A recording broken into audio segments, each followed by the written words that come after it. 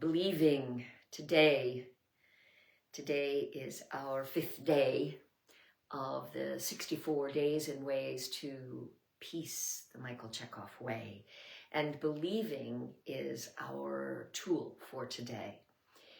In the Chekhov technique, we work with focal points, and we understand that by identifying our pathways to peak performance living, we can replicate those energies upon command. Like, what energy patterns are present when we're in a peak performance? If we can identify those, then we could train ourselves to create those on command. And that way we could actually, as a human being, develop a life of living in a peak performance, which will always have at its core a center of peace. If you understand that, you also then can choose to believe it, to believe that it is possible for each one of us to live a path of peace. So it starts with this question of belief, and beliefs often come from values that we identify from a very early stage in our development. And these values around, which begin around safety and comfort, develop into belief systems, and those belief systems develop into behaviors. So we have here what we value. Let's say we value safety. We very quickly then develop a belief about safety. What will it take for us to be safe? Will it take us fighting and causing a lot of strife and attention in order to get attention? Are we safer if we're quiet and draw less attention? What kind of belief do we have about how to get our values met? And those beliefs then guide our behaviors. We start to do things based on certain beliefs we have about how to get our values met. So this process of developing beliefs then gets biologically imprinted into us. So if we believe that keeping ourselves small and hidden is a safer thing, biologically that grows into our body. We begin to experience a sense of contracting. We tend to be withdrawing from the world. We tend to believe that the world contains a great deal of danger, and by making ourselves small and invisible, that we are safer.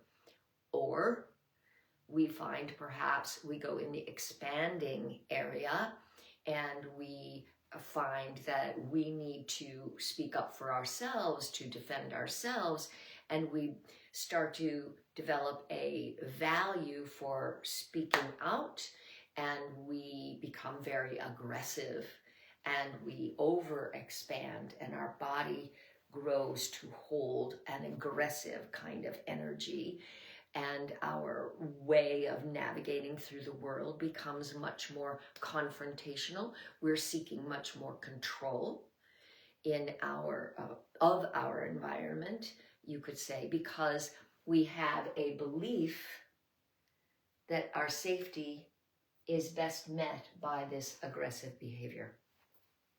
These are just examples of how this trio of concepts, the value, the believing, and then leads to the behavior, to understand for ourselves if we have violent tendencies in us.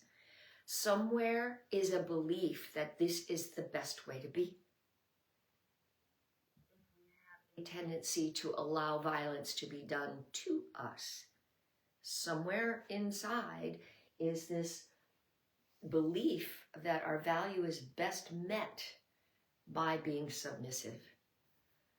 Well, these are interesting things if you're an artist and you want to be able to play these. But if you're a human being looking to develop yourself to a state of balance where you're able to allow yourself to speak with courage and to stand up for yourself and present a nonviolent but authoritative sense of self, then it's important you understand there's a biological imprint. Learning how to speak up for yourself is going to require training your body to be able to hold the sense of power and authority, a sense of expressing your will force.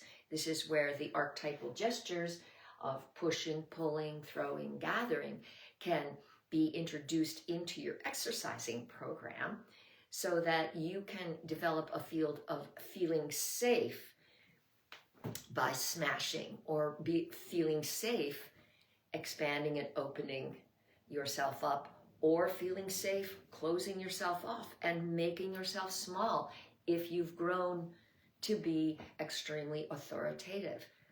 Learning to listen, learning to radiate and receive, being able to understand and program into your body a belief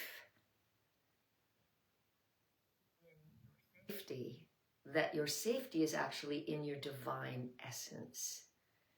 All else is fleeting.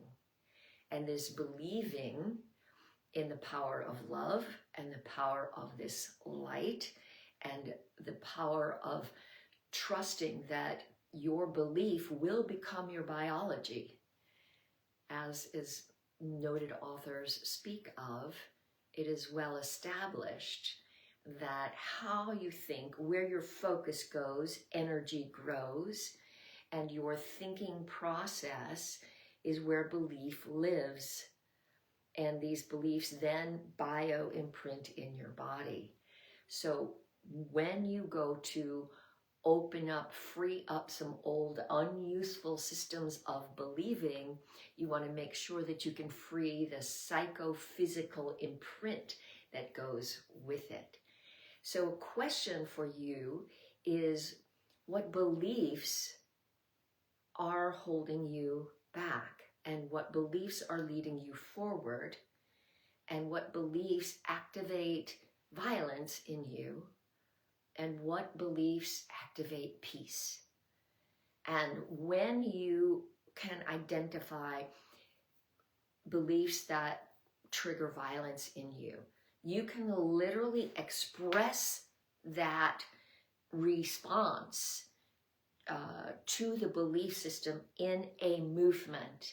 And you can then move from that, my belief is that what's happening out there is dangerous and it makes me contract and I want to rip it down. I want to claw somebody, right? That by taking this action, you can express it and diffuse it from your body, and then having said, yes, I have that violence in me, and I can release it in a safe space, and then I can find a new gesture, which is a gesture of listening, a gesture of loving, a gesture that is peace-oriented, and I can move from that aggressive gesture into one of honoring, one of respect, one of caring, all the topics that we've been speaking of the last few days.